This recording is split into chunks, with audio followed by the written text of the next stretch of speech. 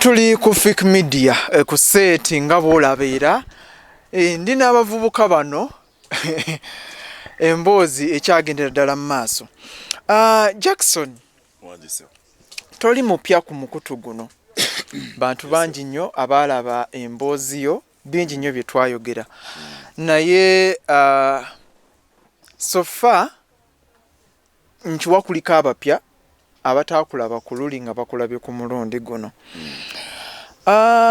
Alien Skin oyinza okugamba nti oba osanga yaliyo emabega eyo gyali akolera music we ngeno mu public tetumumanyi nnyo, era munnayuganda ndaba ajja kunneeyungako akkiriziganye wamu nange nti omwaka oguwedde 2023 oba oliawo Alien lwamutegedde nnyo, lwamulabyeko nga performinga n'ebiringa ebyo. Y'omu ku ba artists ababadde on top nga bw'otegeka ekivulugwe promoter nga toyina Alien Skin oyinza okugamba nti oyinza obutafuna bulungi audience gye wandibadde ofuna oba oliawo n'akasente, kubanga of course ekivulu wekibooga ke kasente k'oba oyingizza. Olugendo lwe terubadde lwangu nnyo, bingi bibaddewo, ate nga gw'omu kubabadde mu lugendo lwa Alien Skin. Bingi byogeddwa tajja kumalako, music agenda muvaamu, ezzalawo libaddewo ne One Love ebaddewo. Njagala ombulireko katini nnyo nga sinaleeta kibuuzo kino ku experience yo ne Alien Skin, omwegattako ddi era otambudde otya naye, kubanga oli munnamawulire naye oyinza okugamba nti relationship ya Alien ne bannamawulire oba oliawo si ebadde nnyo ennungi. Alien abadde yekkiririzaamu nga takkiririza mu kino ffe kye tukuze tulaba nti munnamawulire ameekinga omuyimbi oba asuula omuyimbi. Alien ye abadde ku kigamba nti nze neereeta, siina munnamawulire yandeeta era siina munnamawulire asobola kunsuula. Era waliwo ne bannamawulire bangi abagobeddwa ku fangoni awo. Abanya n'eddoboozi, once again MC Jackson singa nasoma Bukere TV, Aban TV. Era nga nkola n'omuyimbi Alien Skin. N'abayimbi bonna. Okola naye mu kiti ki? Nkola naye mu kiti ky'obwa MC, but at the same time nga ground soldier oba mbega. Nze ndi mbega. Kugamba gwe agamu ku majeege ag'okutta. Nze bambega. Nze akulira bambega bonna. Luli oluyimba lwa mbega Alien ndo yayimba yali aluyimbira singa nasoma. Chovola kalina essaawa zino era Joyce mu OTT era oli mu munywa. Okay. Kati namwe ku gaali mubeerako. Kikyayite gaali oba. Gaali. Baganda baffe boyite gaali. Bali babeera baganda baffe. Eno interview no munaye genda kutamuka. Mwine bitu be mwateeka bali babeera baganda baffe. Teberangako gaali. Bayingere gye baganda okibijjisa. Ate nga bo abantu tebalina groups baganda zaabwe. baffe. Mweke nyini mwe mugiyitira. Abantu tebalina bi group eyebweru. Ffe twanigitegedde nga temujogera. Afune kino. Bali baganda baffe. Kimala. Tugende maaso. Kati nze bali baganda So bange. Alien yakusangawa akuwaati obwemusi era ku bivulu bye byonna bya performance even up to now gwa MC nga ku Nze Alien tampanga kubwa MC. Yeah. Yes naye. Okitegede? Ojjoti okubeera ng'okola ne Alien so sinti Alien akufuula atya MC we nedda ssebo. Oba Alien akufuula atya MC si ye yanfuula MC Katonda ye yanfuula. Kati okuddamu ekibuuzo ekyo Alien Skin munaaye omanyize nabagamba ndi prophet eyajja mu industry okugitereeza. Naye prophet bwe tuba tulaba mu Bayibuli twalinamu Elijah, ne tubeeramu ne Elisha, ne tubeeramu ne Yesu, that is Jesus, ne tubeeramu ne Moses. Those are prophets. Kuchoyogedde ekyo kyennyini kankwene kajiso osikemu. awo wennyini. Okay. Therefore, bino ebintu tuli batume abamu. Erinnya lyange lya Bible bampita Joshua. Eyani yalikuwa. Nga bambatiza nga ndi muto. Betumiikiriza. Ne bakuwali. Bamala okulintuma nze ate ne neeyita singa nasoma. Kati ekyo nakyo kyakunnyonnyolwa mu biseera by'omu maaso. Lwaki nava mu Joshua ne nyingira mu singa nasoma. Kati wava kulye bakubatiza. Anti bosi be balina okuntegeerera. Nze nyina okwetegeerera. Kati alien skin nkugamba nti nze ndi prophet. Mbuuza nti prophet atya. Eyajja okununula ensi yange eno gye nnyambadde gye bayita Uganda. Nyekyo kigirewo ddala. Lwaki naddala abaludde nga bakugoberera emabegako wali tobeera na flag eyo. Mpozi nga gwe yali tangoberera. Ali nkugobera Jackson. Nkulage wano video. Anti kati fiki kinyonyole. Why ever with the Uganda flag? Why ever? Good question. This is my country. Ensi gye nzaalibwamu. Me no mujagala nedda nze kankisusse.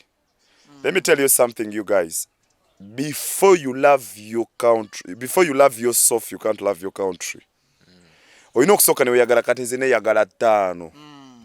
Bwe mala okweyagala nenzizaako ensi yange yaani ye mmwe gwe no ne bannange. Ensi yange ye alien skin, ensi yange ye chosenike, ensi yange ye David Lutalo, ensi yange ye Gasha Mutoni, ensi yange whichever. Abayimbi bonna bali mu flag eno. Bonna going under this flag era wemba njambadde bonna mbambadde. Flag represents all artists in Uganda. Aha, okujjako nti waliwo omuyimbi ajjanga naye prophet munno. Ositegeera? Kati mu ba DJ wa MC n'abayimbi mubamu ba prophets. Bwemba nkyogera wali abakitegeera essaawa zino. Kati ba prophets abo balina okuyambako ba prophets bannabwe kuba prophet aba ayambako abalala abatume. Chobora tifango ni naba disciple. Oba tusoke tukondemu kawo ka cheers. Mana atusonyiwa. Olwensonga atusonyiwa kuki. Obadde ki.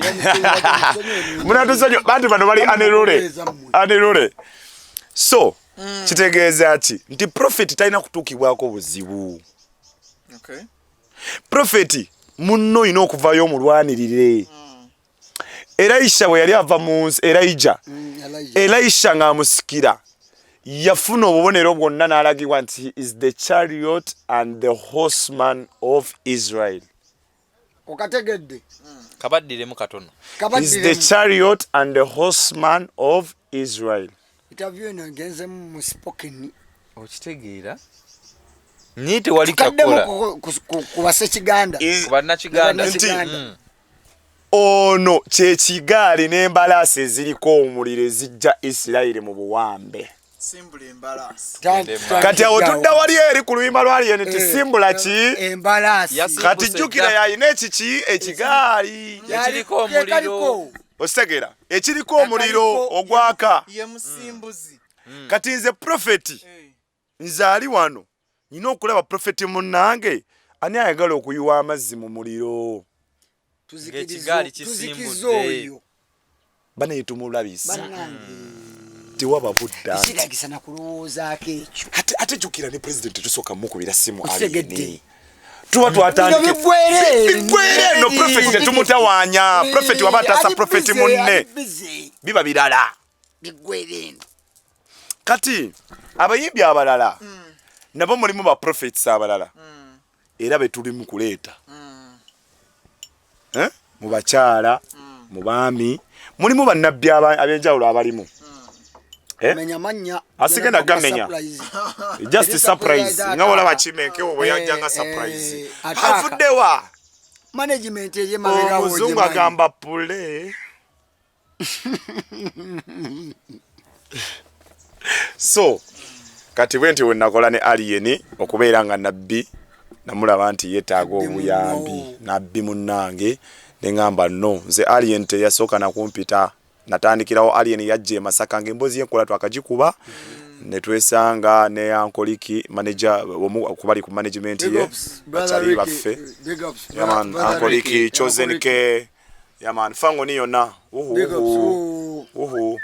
so kamulaba nga ze Masaka Masaka performing kati bwe yatuuke Masaka bali ne kabano ne Liki ne bankubira essimu jukira Masaka top one time top chatter singa nasoma so kaba of course tuba tulina okutuukibwako ate jukira ffe wadde tuli ba top naye tetulina zoleyo okitegeera kati of course kati prophet bwe yatuuka ne baŋŋamba waliyo prophet atuuse ne ŋŋamba okay ne ntuukayo nga nze already nali natandika dde okukola ki kuba nze already prophet mbona muwulidde mu kutu okwange nga tebanankubira ssimu nti enjiri gyagaba yeetaagibwa okukola ki okutegeebwa ensi kati nze naye natandika dda so tusisinkana awo that was our first meeting tunyumya ekibuuzi ate bannabbi bo baconnectinga ki mangu nagende Kampala nensigala e Masaka nkuwa disco wange tuddamu okusisinkana nga ndi ku producer Makindya ku studio ya Moscan kyekimu era nga tukyali mu bboozi y'enkoola Moscan kyekimu Profete kati erinnya bamuyita Profete sebo mwene oluyimba lw'ensi olwafulumya olupya olwa alien tomuliramu Profete yalukuba respect yalukuba so producer kati naye akola ne alien skin maximum respect akola ne Kibanda kati Kibanda mwana tukola ki tuddamu twesisinkana awo bikyani era nga tunyumyamu nga ne kubbala tuli ku cultural resort Masaka cultural resort emmere bagireetera mu kigundi wowe kigundi Masaka cultural resort kigundi kibukabuka kitiribita bagireeta bagibesewe bati owaye kiyikayika kisobedde nange kigira ne tebatundawo byakulya sister batwetere ku menu y'ebyokulya tulabe senkyusa abakazi buzo nawo byakibanda ava ku mukazi kabano akabanayo so kati alien tuddamu tusisinkane Makinde ne wa Moscan kyekimu era tukwatagana tuddamu tusisinkana ku street olono nga tandise olomba waawe city mpola mpola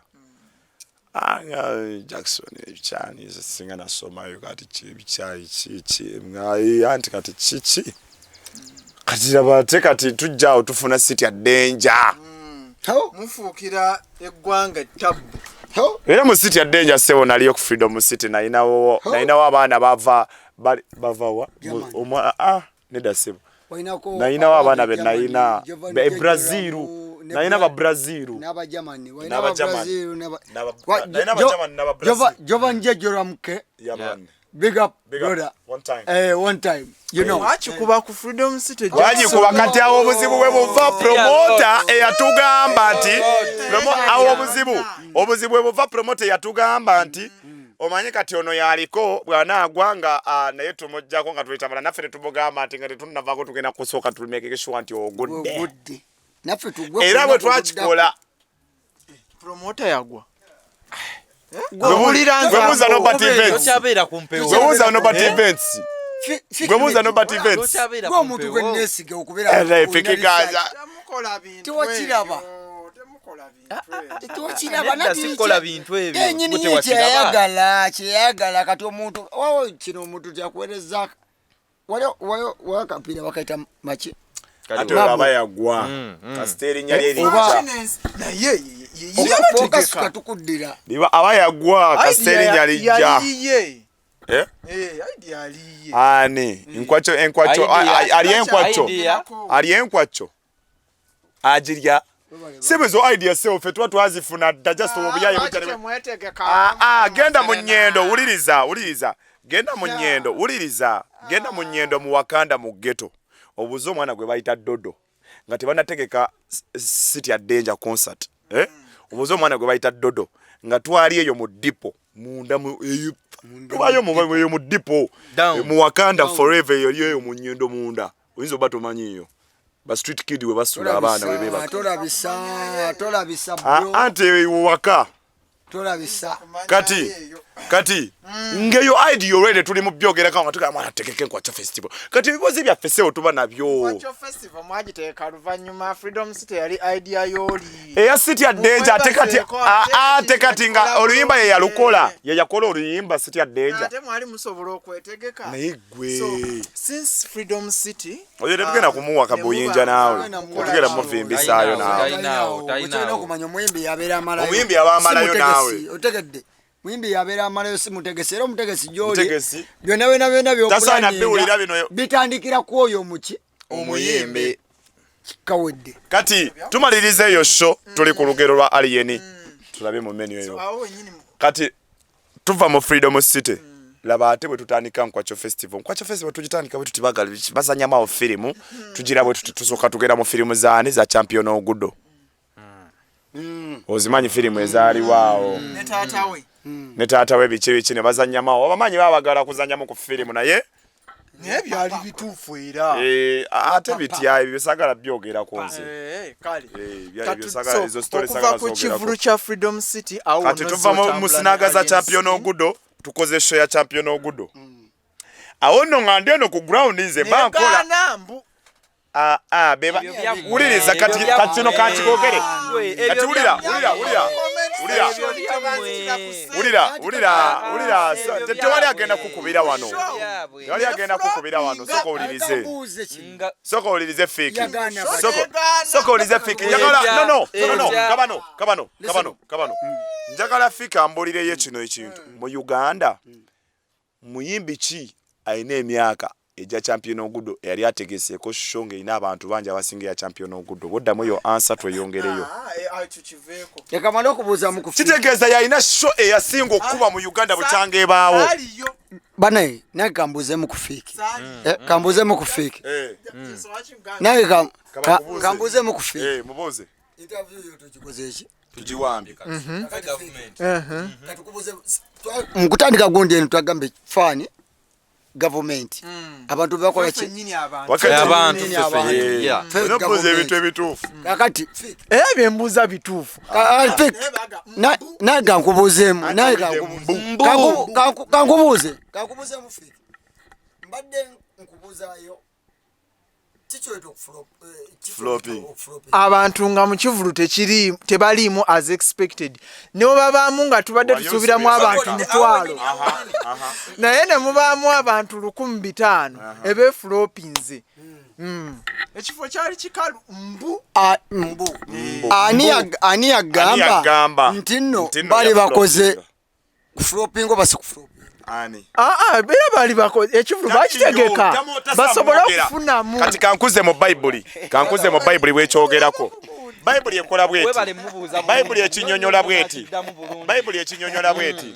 Bible enyonyola bweti nti omulabe Sitaani bw'abanga ali ku mulimo awaayiriza abaana ba Mukama Katonda bw'amala obbawayiriza buuza akugambye nti yakiwulidde akijje kwani ajja kugamba kati nayo yennyini temanyi gye kyava baliwa kambuuze comment section ani abagamba tuterekeka ebivulu nga twagala kujjuza oba sitwagala kujjuza for omuntu ebeera training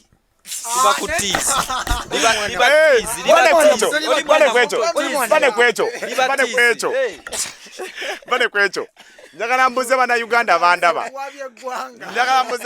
abatulaba njagala mbuze bana Uganda abatulaba tumusajja tumudize omulimu gwe antu tugenda kufuka ba dictator mu interview njagala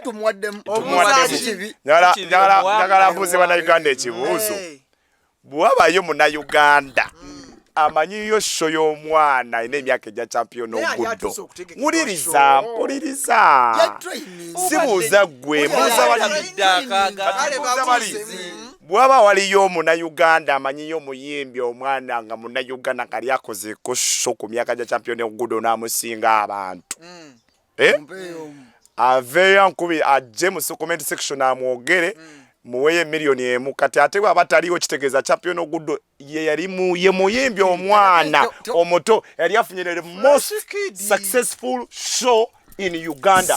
Record. Ogojita show. Ogise show. Concert. Oli ali mu training sinalaba ko muntu. Yali tease. Yakoze tease. Nerijuza. Neripika. Okitegeera. Kuje myaka nga champion. Kweje myaka. Champion oguddo. From Fangoni what? Fangoni Forest. Katulinde show. Katulinde show.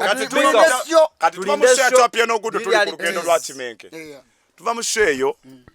Eyo show sajetabaamu nnyo kubeera nnyo mu kamera. Nabeera eno kwaga underground. Ninga abalenzi of course tuba tumanyi tukola. Ngaka bano international bulijjo batamulabangako. Kati nkutwala Nkwacho festival erangibwa officially kati nga tumaze nti tutaddeyo wankulu twasooka ku kisawo kya Roadman Ham.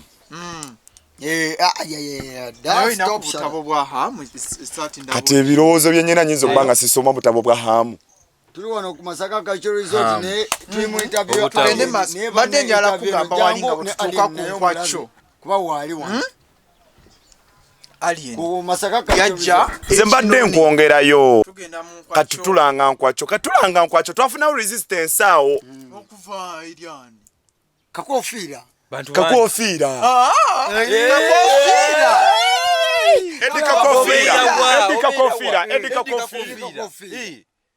Edika Kofira yatabuka. Natekawo amaanyi awo nakuba emmeza. Nakwatagana ne gundi ne Edi Mutwe. Omusajja yawa gundi. Edi Mutwe anaba Edi Mutwe. Yali Edi Mutwe wampaka. Mwana yayina empaka wanna. Ine maaso. Mwalimu kati bakwatagana. Kwachegena kubeerawa. Twali tugambe mukyuse wankulukuku. Twali yali n'okubeera mu kisawo kya Nakivubo Stadium. Ate jukira omwaka twali tugenda kuba tuyingira omwaka kati ate Roadman nga tetwagala kusaasanya nnyo twali tugenda kyankalajja nnyo ekisawo era tugenda okiggulawo era tulina okuba mu concert. Tugenda kuba mu festival ya Fangoni eyo. Gwe biki by'oyogera. Obadde Fiki interview tugenda gyekolera. Fiki media. Erinnya lino walijjawa. Erinnya lino yalijjawa. Fiki. Fiti. Fiki yalisalako n'afuuka fiti. Kati ali fit. Kati gwali fiti. Fitting. Okay. Today wali. So enakivubo mukijjayo mulabye ng'ekifo kinene kigenda bale mu okujjuza kati nkugamba mwabamanyi singa nasoma ne alien bwe mutandikira okuntegeerera awo nga tusimbudde embalasi ya Nakivubo Nkwacho festival awo matandika okuntegeerera weeviirayo ennyo naye tova wali buvuyo Jackson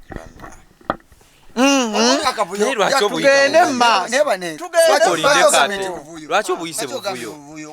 Soko olinde kubuwera bungi buli awo kanyigaawo. Buli wa bwogere. Tugende ma Jackson avumanyiye. Nze tebuba buvuyo nagambye ndi prophet tewali prophet atayita mu ntalo. Kiba kiki just kyokyankalanyamukko. Ate munaye mu Jackson mwaka temumanyi bumanya naye nga Jackson oyo so mulangirira Nkwacho nga 3 tuguse ensonga jukira nze ndimbega nze baveeko ate bavaako lwaki bavaako so 3 tugenze mu Nkwacho ewankulukuku muina n'okuyimba wa munkuuka sabula katutandika okulanga 3 December mu mutuyingiza omwaka Mulanze. Kati awo kalango ke mwateka ku TV. Atenga lwaki yefe TV kati nze sikola ku Bukedde TV, CTV. Nkola ku Urban TV, CTV. Mwateka mpozi. Another same ze nalina. Pate time to 56 yes yali eranga page zange zali ziranga. Naye ne Bukedde TV era nalangirangako ne ku Urban TV nalangirangako. Yes, wadde mukutandiko ine kibuzo oyina statement yotandise nayo n'ogamba nti ba TV presenter bangi Baba radio presenter tulabye nga alien takwatagana kinaki nabo bulungi naye ate gwe nyina blood ogambye nti be bawanikayo era be basuula nenze ngugamba kino fiki fe tuli bakuwanikayo tetuli bakusuula ba TV presenter bo mulembe guno chanjawulo oyagala nkuweyoko kube musudde nze mpayo gwensudde mpayo nze gwensudde togamba be musudde musudde gamba nze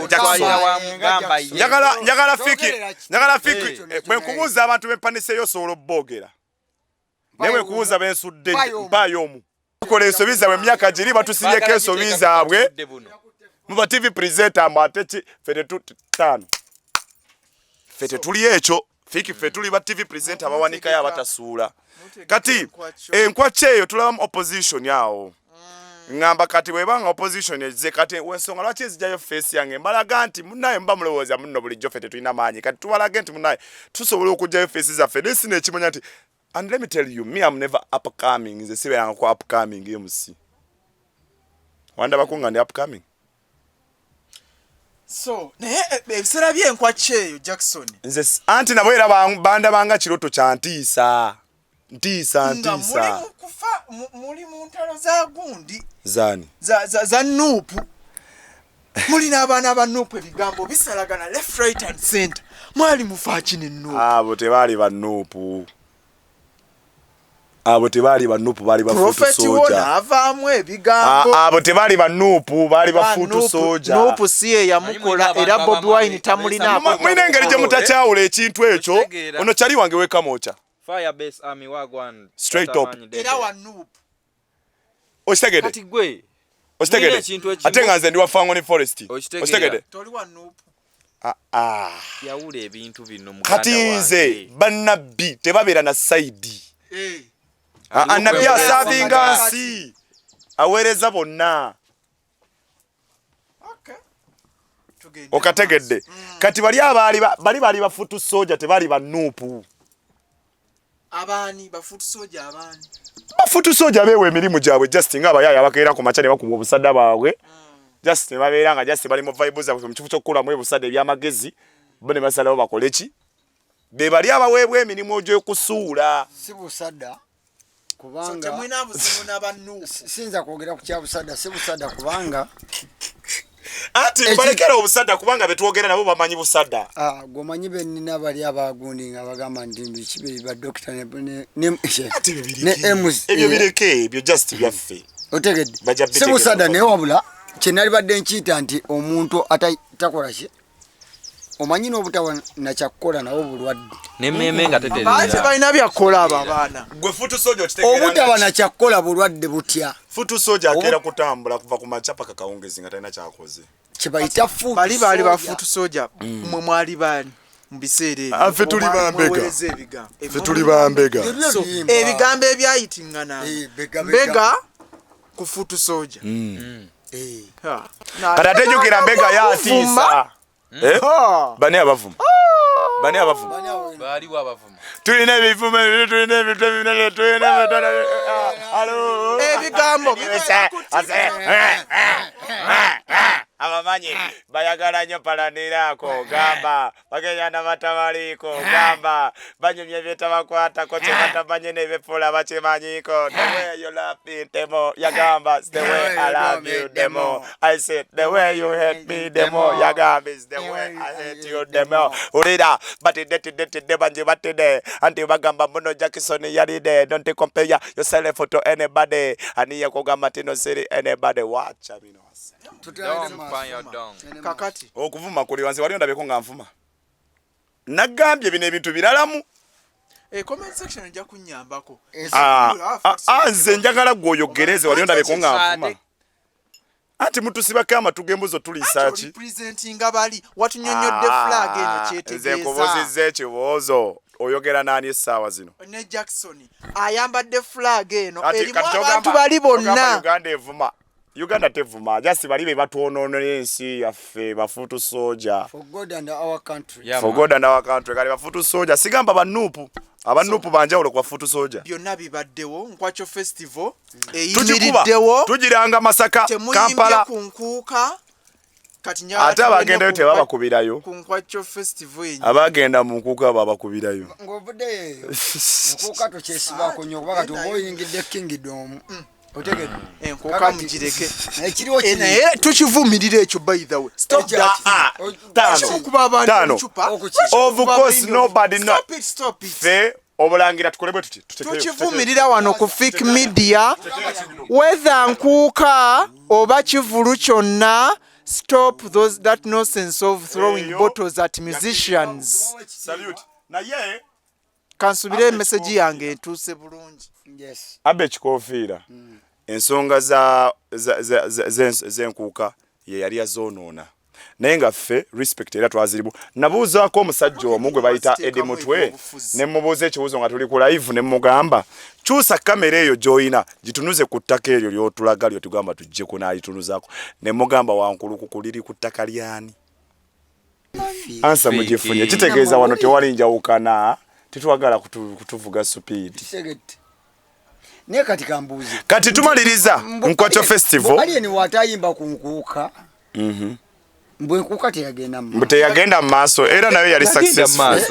successful ostegedde yagenda mu maaso naye ekyaliwo lwaki mwateeka ku lunaku lwe lumu n'olw'enkuuka ati nzikirizibwa okufiirwa olwaleero nawe n'ofiirwa tugimanyi asatu mu lumu bwe mumanyi mitwe gyammwe sokoleke naye lwaki abannayuganda balookinga nnyo ennaku zino Fiki kankubuuza ekibuuzo kati kyogamba n'abafiirwa ku lunaku olumu competition kyoyagala okugamba ekyo okufiirwa kiri sadde kino ekivulu okitegeka n'ekivulu kyali sadde tewabiraba tewalaba kyaliwo sadden fine so njala tufundikira ensonga eno Jackson kati tuva mu Nkwacho Festival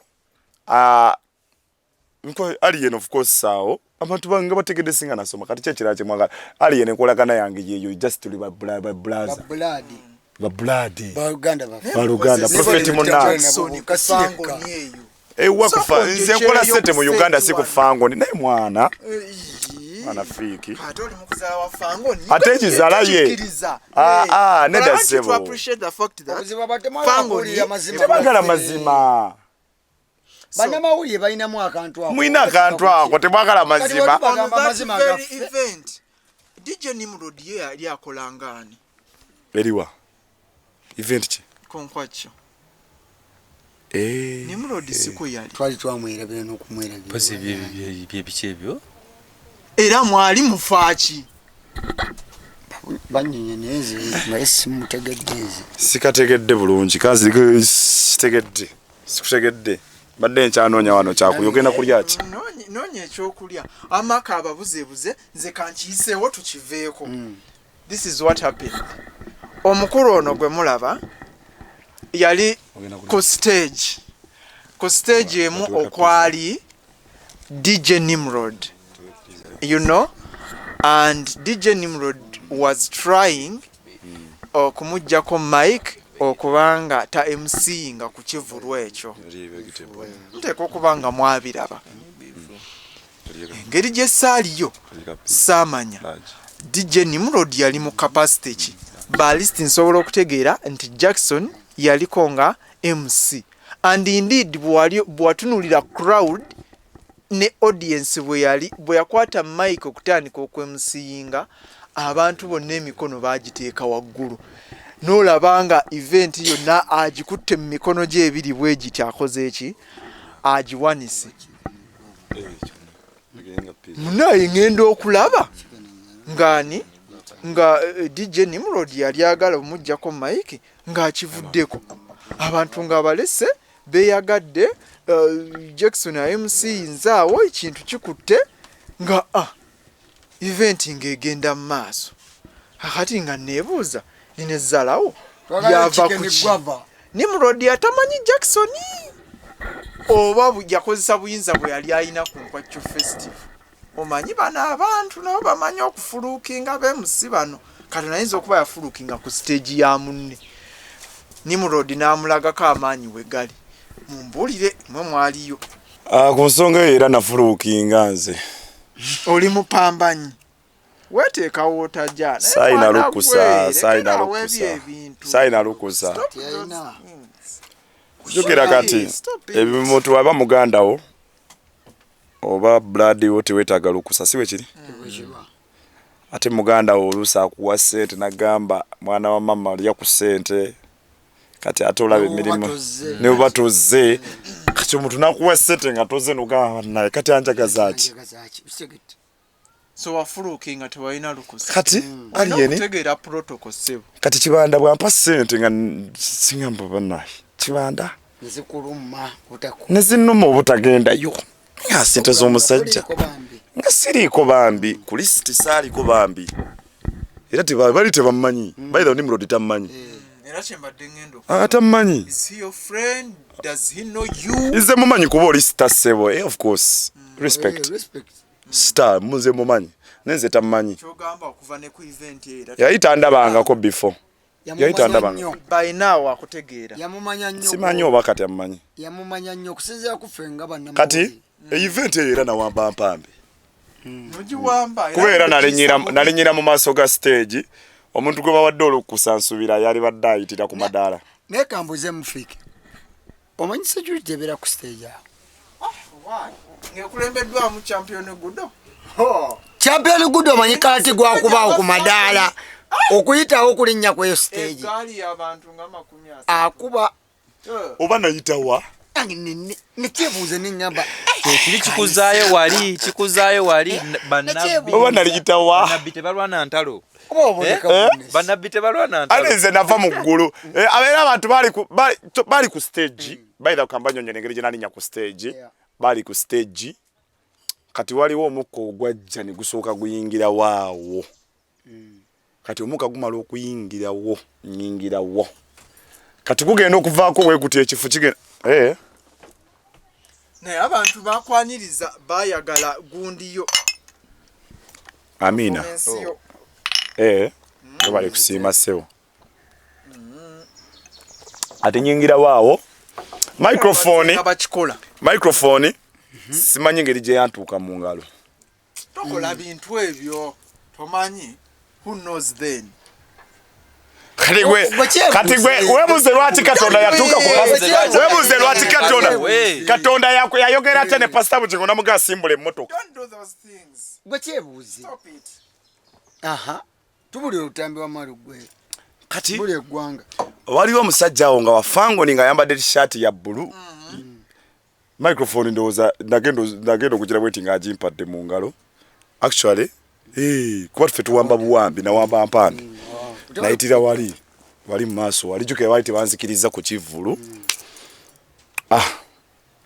mana akagikwata bwe nti tandisa okukola kyemmanyi obwedda bali mu bakuba stand up simanya pato ranking tuli ku alien skill kivvulu kya kibanda njagala kuteekawo vibe ya kibanda ntandisa osumulula ngeno laba waliyo superstars ate jukira nze ndi muwambe nze nawambye buwambi Ntebe siri ku programu bwe buzibu ate jukira ba dictator bwe tuwamba tulwawo ku Ntebe tetwagala tujjako mangu kati dictator kye yali awambyeko ne bamujjako mangu anti bikola bayina bingi biba bingi byabayina soko ate abayetegese nga amanyi biki byagenda okukola ki okukola era yotandikirawo butereevu ayina kusooka kumalayo programu yo kitegedde ekigambo kye bayita dictator programu ye emala kugguka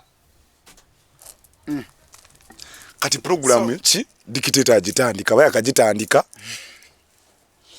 superstar big papa mukama waffe wekitiibwa ng'ayingirawo but jukire kati parade oba omaze ogiseetinga muli ku nyuma geuka shoto kulia kati ate awo bwe mulaba adoyinga ze mba temulina kusooka muwa nnyo budde kuba already mba set 24/7 nesigamba adoyi kozi wano tewali adoyi just njogera just lulimi lwa maje jukira nze ndi mbega nyuma geuka ndi mbega oluyimba olwo mulumanyi lwa alien so ntandikirawo yino misiti yachi obandabise obambaleke obandabise obambaleke ne Jackson lwaki toyimba njalo otandika okuyimba sisobola nze ndi prophet ndi nabbi sinza na kirowooza nako ekyokuyimba sikyagala na kyesembereza yadde second age but you ever sing when performing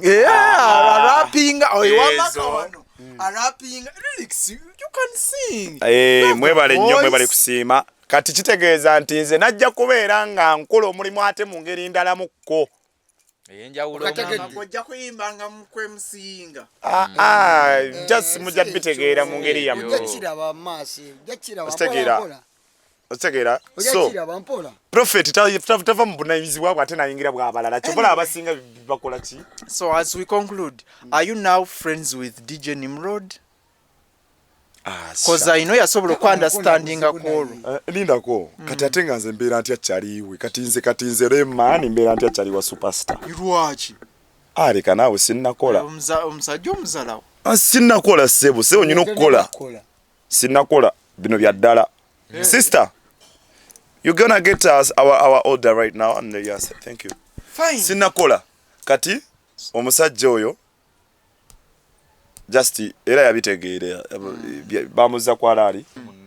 By the way, in a special way, when I take this opportunity to say thanks mwenna abakulu ababadde mu industry bonna sigenda kumenya linnya limu kulimu naye bonna ababaddewo respect cause naffe kye twagala otutereeza maybe tetwali kitereezezza singa temwakitandika